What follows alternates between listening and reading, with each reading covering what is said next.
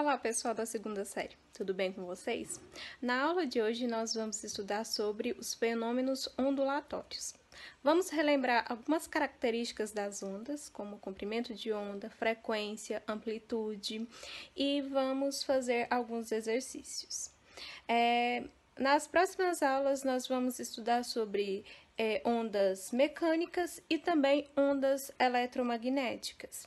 Nós vamos estudar sobre o som, as propriedades sonoras, entre outros fenômenos ondulatórios. Então, beijos, tenha uma boa aula. Qualquer dúvida é só chamar.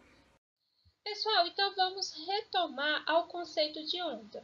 Então, a onda é uma perturbação de um meio, sendo que ela é capaz de transportar energia sem que haja o transporte de matéria. Quando você joga uma pedra em um lago ou uma piscina, você vê as ondas se formando. Quando você oscila a sua mão com uma corda, como no exemplo da figura, você também vai produzir pulsos, e sucessivos pulsos caracteriza uma onda, certinho? Então, a natureza da onda. Nós temos dois tipos de ondas. Nós podemos classificar as ondas em ondas mecânicas ou elásticas e também em ondas eletromagnéticas. As ondas mecânicas são aquelas originárias da deformação de um meio material. Não existe no vácuo. Exemplos disso são as ondas sonoras, as ondas na superfície da água, ondas numa corda esticada, entre outros. Ou seja, as ondas mecânicas, elas necessitam de um meio material para se transportar. Aí nas figuras nós temos o exemplo de uma onda em um cordão, em uma corda, e nós também temos o exemplo de uma onda sonora. E as ondas eletromagnéticas são originárias de acelerações produzidas em cargas elétricas vibrantes, cujo movimento de vibração origina campos elétricos e magnéticos oscilantes, perpendiculares entre si. Exemplos: a luz, raio-x, rádio, entre outros. Pessoal, as ondas eletromagnéticas, elas não necessitam de um meio material para se transportar, ou seja, elas elas podem se propagar no vácuo. Aí vem aquela velha história. Quando você assiste os filmes antigos, que você vê explosão no espaço, tem um barulho enorme, um ruído enorme. Isso seria possível? Não, porque no vácuo o som é uma onda mecânica e não tem como ele se propagar no vácuo. Tipos de ondas. Nós também podemos classificar as ondas em transversal, que a vibração do meio é perpendicular à direção de propagação, ondas luminosas, onda de uma corda tensa, entre outras. Observe aí na figura. As ondas transversais, ela vibra perpendicularmente à direção de propagação. Quando você pega uma corda e faz ela oscilar, você concorda comigo que você balança a sua mão na vertical só porque a onda ela se propaga na horizontal. Então, já as ondas longitudinais, a vibração do meio ocorre na mesma direção que a propagação. Um exemplo disso são as ondas sonoras. Então, uma onda é dita periódica quando a perturbação que a gera se repete periodicamente. Então, agora nós vamos falar de algumas características da onda, como a frequência, A frequência é o número de repetição, o período é o tempo de cada uma dessas repetições, o comprimento de onda. O comprimento de onda, ele é a letra grega lambda, ele pode ser compreendido. Olha só, na figura aqui nós temos dois exemplos. Você pode medir os comprimentos de onda de um pico de um vale até o pico do outro vale. Então, essa parte de baixo aqui da onda, ela é chamada vale. E essa parte de cima é chamada de crista, ou o pico de uma crista até outra crista. Tem uma outra forma que seria você pegar o início de um vale até o final de outra crista. Também caracterizaria um comprimento de onda.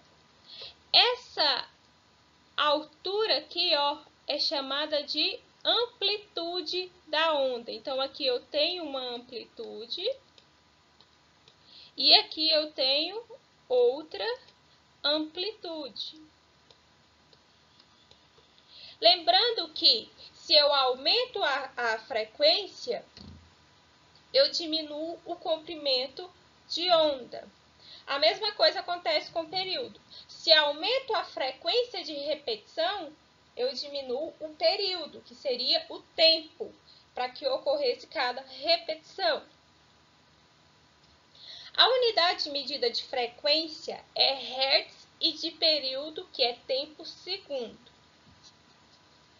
Pessoal, de acordo com as características de uma onda, nós podemos calcular a sua velocidade de propagação. Então, nós temos alguns dos elementos de onda e a equação da velocidade de propagação. Então, a lambda, essa letra grega chamada lambda, ela representa o comprimento de onda, que é a menor distância percorrida pelo abalo durante uma variação de tempo. Como eu já disse anteriormente, essa variação de tempo ela é chamada de período. Nós temos também a amplitude. A amplitude, que é o máximo deslocamento de um ponto em relação à sua posição de equilíbrio. Então, lembra quando eu mostrei para vocês na figurinha da onda o que seria a amplitude? Então, seria a altura de um vale ou de uma crista. A velocidade constante de propagação do abalo é representado pela letra V.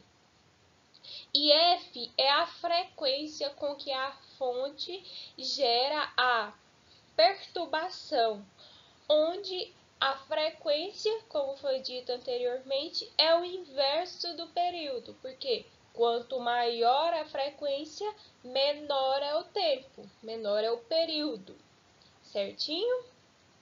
Lembrando que unidade de medida de velocidade, metros por segundo, frequência, hertz, e comprimento de onda, metro. Então, velocidade, a equação da velocidade de propagação é velocidade igual comprimento de onda vezes a frequência. Certinho? Então, tem um macetezinho que diz o seguinte, para vocês lembrarem dessa equação. Quem vê, lambe com frequência. Então, eu escutei isso uma vez e serve para memorizar. Velocidade é igual lambda vezes a frequência, onde lambda é o comprimento de onda. Agora vamos falar de alguns fenômenos ondulatórios. Então, o primeiro fenômeno ondulatório que nós vamos tratar é a reflexão. Então, este é um fenômeno em que a onda atinge uma superfície e muda sua direção. Entretanto, aqui não há mudança de meio nem de fonte. Então, a frequência e o comprimento de onda não se altera. Consequentemente, a velocidade de propagação também permanece constante. Então, observe na figura ao lado, em que eu tenho uma onda, ela incide sobre uma superfície e ela é refletida. Observe que o ângulo, tanto de incidência quanto de reflexão, eles são iguais, uma vez que não há mudança do meio de propagação e também não há mudança na fonte. Então, esse é um fenômeno de reflexão. Nós vemos esse fenômeno aí usualmente, né? No caso dos espelhos, nós vemos o reflexo e entre outros. A refração. Esse fenômeno ocorre quando a onda muda de meio de propagação. Sabemos que a frequência da onda depende exclusivamente da fonte. Então, ela não se altera. A frequência de uma onda, ela vai depender exclusivamente da fonte. A frequência de uma onda em uma corda, ela depende da fonte. Qual seria a fonte? A sua mão fazendo o movimento. Nesse fenômeno, o comprimento de onda e a velocidade se alteram. Por quê? Observe na figura. Se há uma mudança de meio, então significa que esse meio ele altera a velocidade de propagação da onda. Por quê? Altera também o comprimento de onda, uma vez que a frequência se mantém constante. Observe na figura que nós temos uma lanterninha. Ela incide uma onda, né, uma fonte. Vamos colocar aí uma fonte. E observe que muda a direção, muda o ângulo de incidência. Então, isso é a refração. Nós podemos ver o fenômeno de refração quando nós incidimos um laser em um aquário com água. Então, a mudança de meio faz com que ocorra essa mudança no índice de refração, graças ao índice de refração de cada um dos meios. A difração. Esse fenômeno explica como podemos escutar o que as outras pessoas falam, mesmo estando atrás de uma porta ou de um muro. Então, o que acontece? Mesmo que eu fale e a pessoa não tenha um obstáculo entre eu e a pessoa, ela consegue me escutar. Por quê? A difração é o fenômeno que mostra a capacidade das ondas de contornar obstáculos. Então, a difração é uma propriedade que a onda possui de passar por obstáculos ou fendas. Então, observe aí na figura que a onda ela passa por um pequeno obstáculo. Então, nós temos, a onda tem essa capacidade de contornar obstáculos. E a polarização é a seleção de uma onda que se propaga em determinado plano. Esse fenômeno só acontece em ondas transversais. Lembrando que a onda transversal é aquela que o meio de propagação é diferente do movimento da fonte, né? Esse fenômeno ocorre apenas em ondas transversais. Em outras palavras, só existe polarização de ondas eletromagnéticas. Como não se altera o meio nem a fonte, não há modificação da frequência e do comprimento de onda, certinho? Pessoal, então vamos fazer um exemplo. É uma questão do Enem 2011. Na câmara de cozimento de um forno de micro-ondas, a flutuação do campo elétrico é adequada para o aquecimento da água. Esse tipo de forno utiliza micro-ondas com frequência de 2,45 GHz para alterar a orientação das moléculas de água bilhões de vezes a cada segundo. Essa foi a frequência escolhida, porque ela não é usada em comunicação e também porque não dá às moléculas de água o tempo necessário para completar uma rotação. Dessa forma, Um forno de micro-ondas funciona através do processo de ressonância, transferindo energia para os alimentos. Beleza, então esse é um texto explicando o funcionamento de um micro-ondas. Observe que desse texto nós podemos tirar a seguinte informação, que a frequência é de 2,45 GHz. Então vamos sublinhar isso aqui que é importante. Agora vamos ver a questão pede. Sabendo que a velocidade de propagação das ondas eletromagnéticas no meio é de cerca de 3 vezes 10 elevado à oitava metros por segundo, qual é aproximadamente o comprimento de onda da micro-onda presente no forno em centímetros? Olha só, então ele te deu a frequência, lembra que nós sublinhamos esse dado anteriormente, que é uma frequência de 2,45 GHz? Aqui ele deu a velocidade, ele falou que a velocidade é de 3 vezes 10 elevado à oitava metros por segundo. E ele quer saber o comprimento de onda, o lambda. Então, nós vamos lembrar daquela equaçãozinha que nós vimos anteriormente. Um macetezinho para lembrar. Quem vê, lambe com frequência. Então, velocidade é igual comprimento de onda vezes a frequência.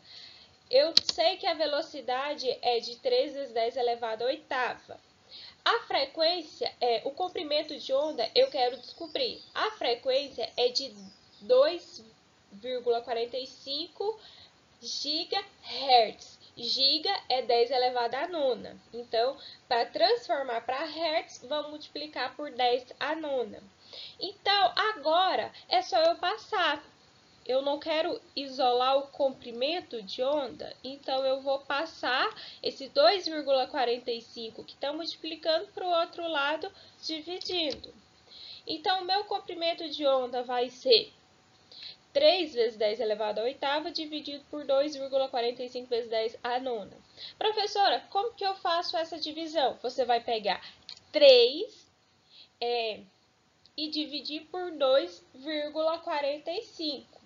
3 dividido por 2,45 é igual a 1,22, aproximadamente 1,22. Mas observe que eu tenho a potência de 10. Esse 9 aqui, ó, que ele está embaixo, ele é positivo. Quando ele vai para cima, ele fica negativo. Então, eu conservo a base e subtraio os expoentes. Então, vai ficar 8 menos 9. Então, vai ficar menos 1.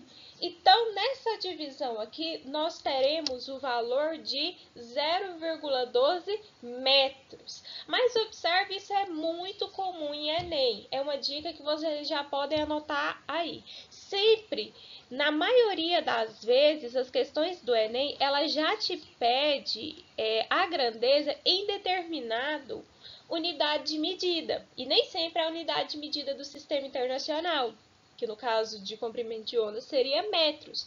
Aí você fez a questão, uma questão fácil, e fala assim, não, 0,12. Vou aqui e marco na alternativa A. Vai estar certo? Não, porque 0,12 metros. E ele quer em centímetros. Para transformar para centímetros, eu vou multiplicar por 100. Então, vai dar um comprimento de onda igual a 12,2 centímetros. A alternativa certa é a letra D. Certinho? Pessoal, então é isso. Na aula de hoje nós começamos a ver as propriedades ondulatórias e alguns fenômenos relacionados. Nas aulas seguintes nós daremos sequência e faremos atividades, principalmente atividades do Enem, para vocês irem contextualizando com o conteúdo. Qualquer dúvida é só chamar. Beijos, estou à disposição de vocês.